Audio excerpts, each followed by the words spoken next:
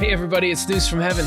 We've got a good one for you today. This is a show where we're trying to figure out life, like all of life, and just as collateral, figure out our own minds. And we do that by taking an annotated journey through the writings of Swedenborg. And today we're looking at a subject that's near and dear to my heart, just because it is. It's a very weird one to have that, but it means something, man, and it's a potential excellent spiritual tool, and it's a way that we can figure out what the heck is going on with the mindsets we go through and the things, the hurdles and the clouds. And so let's see if we can pick something useful out of it.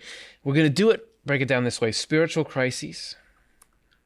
We're going to look at the good and evil spirits with us, and then the results of spiritual battles. So could you be potentially going through a spiritual crisis? And that would explain why everything is like it is. Oh, there's extra characters here in our life story, the good and evil spirits with us, and then the results of spiritual battles. Could it be that what seems like it's a mess actually has this sort of treasure in it? And what kind of treasure could you get out of a clash? So that's what we need to do. And if you're enjoying the program, please like and subscribe. That helps us keep going. And leave comments. I want to know, does this sit with you? Does this do anything for you? Truth ain't no good unless it does use. So if it's useful to you, if it made your life better, I want to know how might it, something weird like the good and evil spirits with us. Well, I know people walk around unhappy, and I know I've done it myself. We should be living an optimistic, peaceful, hopeful existence, where it's all potential. Instead, we walk around attacked by worry and fear and anxiety and competitive thoughts and panic. And why are we here at a time in which materially, the human race has a lot more than it's ever had? We figured out a lot of secrets about how the world works, and we can push back certain forms of disease we didn't used to have. Why are there millions and millions and millions of people that are miserable? What does that? What drives that? And is there anything we can know about how it works? Is there anything we can know about the system that takes us from it just feeling like it's all darkness to understanding, even if I am going through something, it's a process. It's a process. It's going to be all right. Let's check it out. So this is from Swedenborg's book, New Jerusalem. Downloaded link in the description. And what we're going to do is start at number 187. The title and chapter. Did I just say the title and chapter? The chapter entitled Crises of the Spirit. So we're getting right into our spiritual crises right here. And it's a big enough thing that Swedenborg, when he was doing New Jerusalem, which is I'm going to set out the basics of reality, this gets its own section in there. It's not a very long book. So what are these? Why do they matter? What are you going through that may fall into this category of experience? We begin. Only people, and this first sentence, bam, hits us hard. Well, I don't know if we're going to survive this first sentence. Let's see. Only people who are being regenerated experience spiritual crises. I just mean because of how much material is in the first sentence. Only people who are being regenerated experience spiritual crises, because spiritual crises are times of mental anguish. We're starting to get the experiential side here. For people whose lives are devoted to goodness and truth. Wow. All right, we got to step back, take a breath, divide this into three, divide and conquer this first sentence. Only people who are being regenerated experience spiritual crises. You might think, a crisis, what's a crisis? That's what we call a situation when things have gotten to their worst, when it feels like this is almost annihilation. It's a crisis. Somebody help us. But being regenerated, that's the replacing ego, or whatever you want to call the miserable, small, fearful, antagonistic side of us, with heaven, with love, with charity, with connection. That's good. So why, when we're doing something good, do we find ourselves in spiritual crises? Now that's a plot thickener, because spiritual crises are times of mental anguish. So here's part two. This is how you experience them. Mental anguish. Have you ever had mental anguish? Could part of it be a spiritual crisis? For people whose lives are devoted to goodness and truth. There's something about, you'd think mental anguish comes because of the way the world falls. Opportunities I did or didn't get. events going the way I do or don't want them, people acting a certain way I do or do not.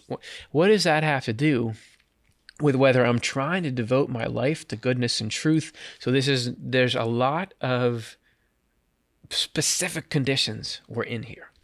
These crises are brought about by evil spirits. Whoa, okay, we just got supernatural here.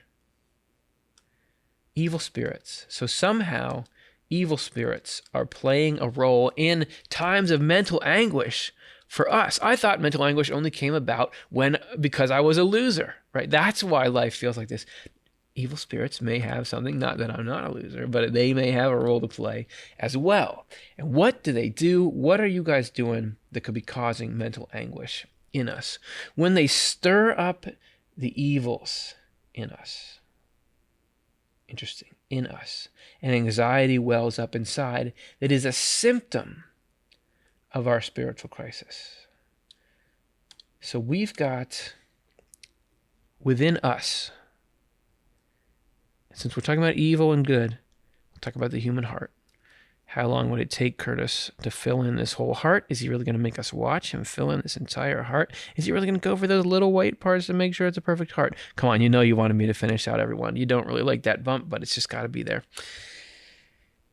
Anxiety is a symptom of our spiritual crisis. So we have inside of us, it's not the totality of us, but you have kind of negative tendencies and things you're not proud of, things that you secretly enjoy, like when this bad thing happens to this person that you don't want anybody. We have evil tendencies. We can't help it. That's just part of how we're wired. And when evil spirits are here stirring these up, and it's a complex connection to how that happens, but suffice to say, there's evil forces working on us spiritually. That sounds woo, but there are evil forces working on us physically. When you answer your cell phone, or you don't answer your cell phone because you look and see this is probably a scam call, half the calls we get are scam calls. That's people with nefarious intent going after us. Swedenborg says evil spirits are just people that are now in the spiritual world, and they are able to continue to cause problems, just like antisocial stuff causes problems here.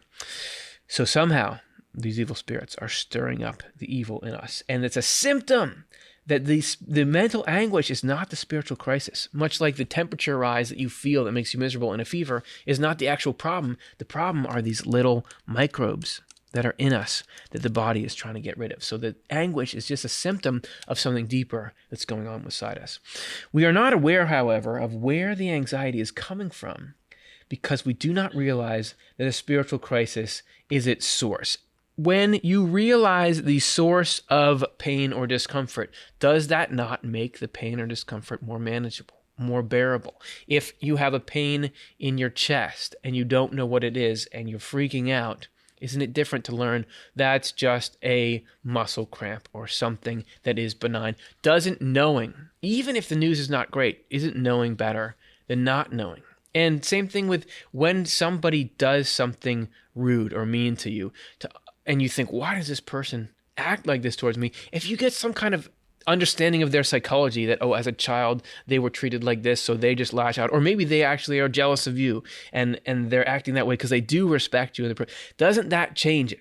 Knowing why, doesn't that change it? So what we're trying to do here, giving to us, as we make our way through these confusing negative states of mind that pound down on us, we're trying to figure out why. And if we can know why, is that part of the medicine?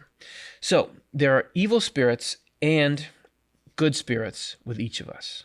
The evil spirits are in our evil tendencies, and the good spirits are in our good. What did you just say? So there's evil and good spirits with us, and what's that association? Is it God just lumping things in? Nah, man.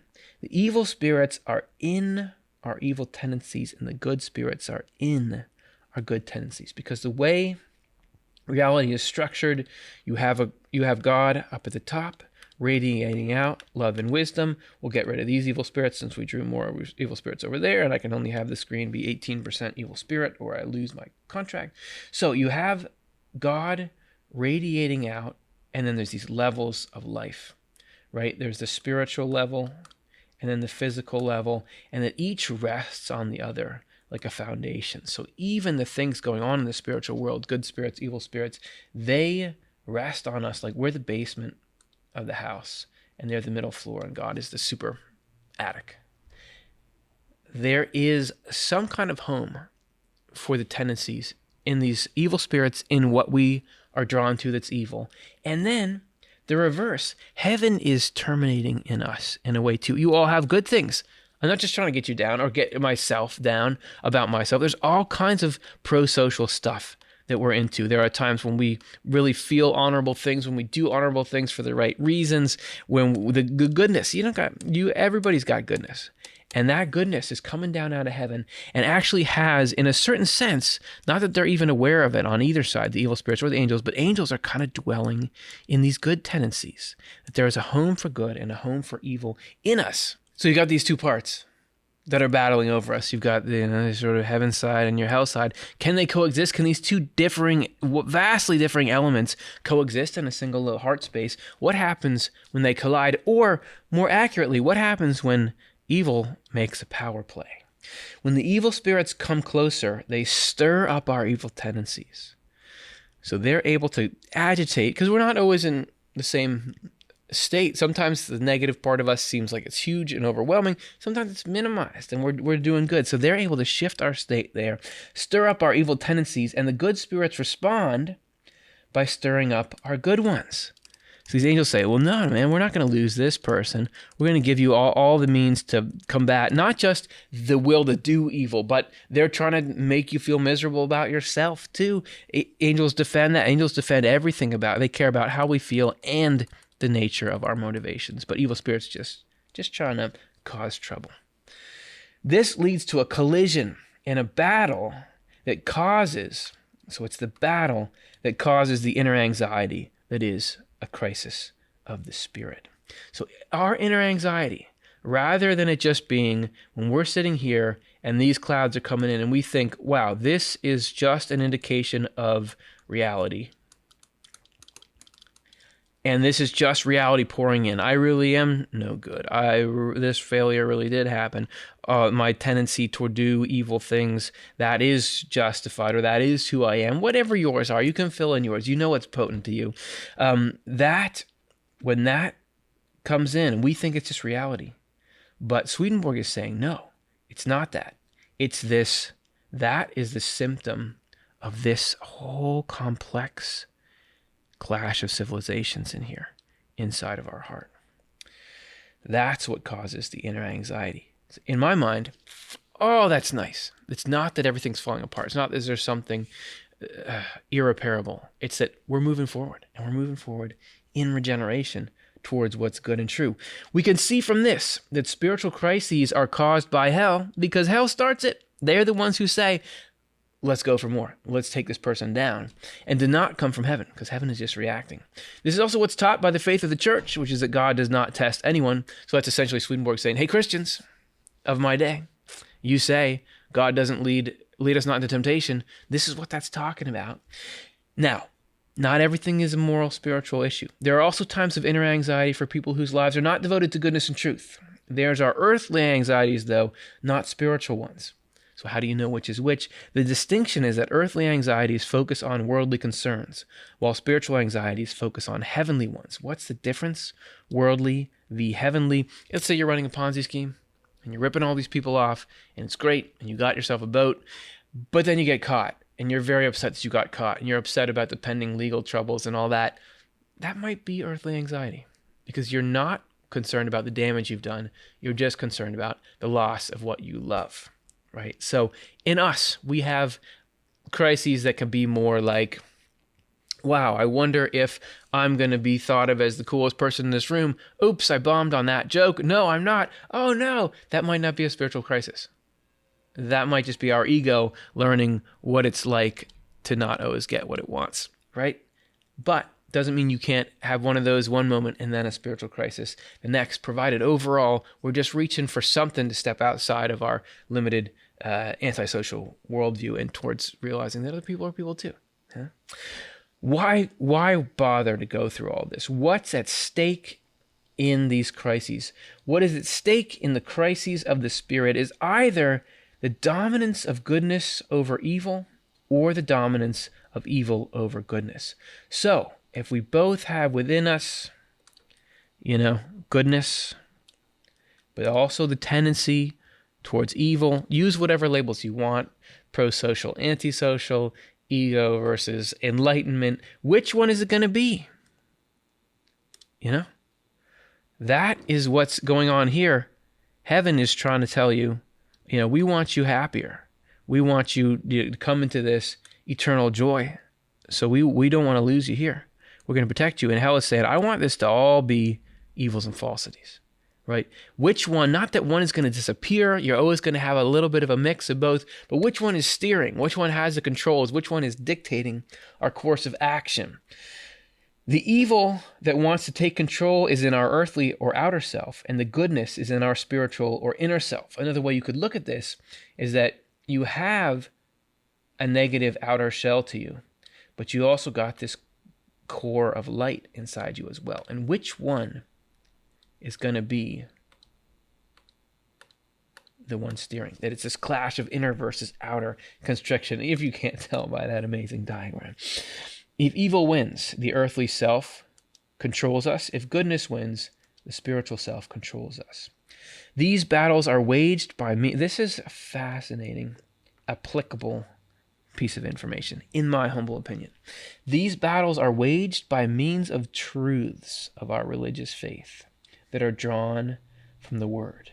It is from these resources that we must fight against what is evil and false, and if we fight from any other resource, we do not win because the Lord is not in it. What does it mean? This is how it's applied in my life. And this is a reason why I'm at least mildly excited about this topic, is because I've seen this work. So what does it mean you're fighting from the Word or things that have the Lord in them? If my dark clouds are trying to overwhelm me and there's some kind of constant worry, or it's mounting this anxiety about an event or this thing that I want, or something is a crisis, and let's say it's telling me, you've failed at this thing, or let's go with that. You failed at this thing. That's a really gripping, structured, specific example. You failed at this thing, and I try to say to that from my sort of earth perspective, but look, think about the other cool things that I've done, and I'm not going to fail at the next one. And how do you know I just get swamped? They can just totally out-argue me there, and I just start feeling worse and worse about things. I get sucked down by this thing, right? But if I fight from the truth, from higher spiritual truths, where I say, well, it doesn't matter if I failed at this thing. It's really about God. God is really the force behind things. It's providence trying to lead us to do the most good for the most people, and it doesn't. My value doesn't go up or down based on how events go there. And really, what the goal of life is for me to push away negative tendencies and grab good ones, and start giving credit to God for good things anyway, and being happy in other people's success, even if it comes at a place where I thought I could. That's invulnerable. When you use those, I find the dark clouds lift. I don't know. I've not seen angels and evil spirits, but when you do go to the Word, then the clouds part. And I couldn't get them arguing from the self over and over. But as soon as I start to use this, it brightens up. So I want to pass that along to you. Maybe it's useful to you. If not, again, re-gift it. Give it to somebody else. But it meant something to me.